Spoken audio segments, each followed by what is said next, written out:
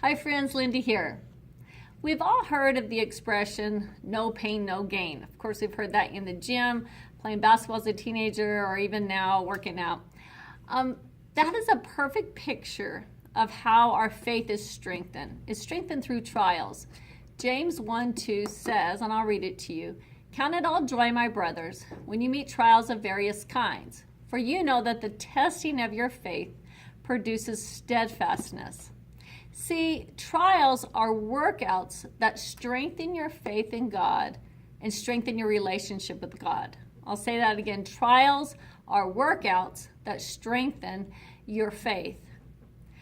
But our tendency, our human tendency, when we go through a trial is to ignore the trial, just cry over the trial, hide from the trial in unhealthy habits, be down in despair.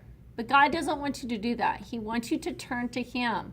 In fact, later on in James, a couple verses later, God says, if anyone lacks wisdom, let him ask God, who gives generously without reproach. See, He's not going to be mad at you because you're going through this trial or because you're not handling it well. He says He will give you wisdom. Furthermore, though, He goes on and says, the person that asks must not doubt, because that man is double-minded.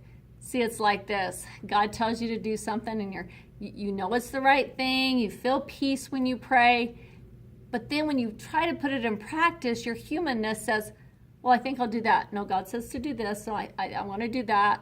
But God says to do this. And it's like being tossed by a wave, by the wind, like a wave.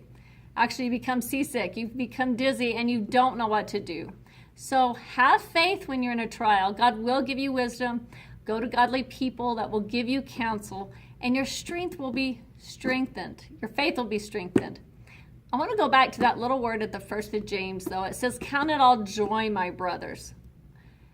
Honestly, I've not been able to have joy during a trial, but the joy comes after the trial.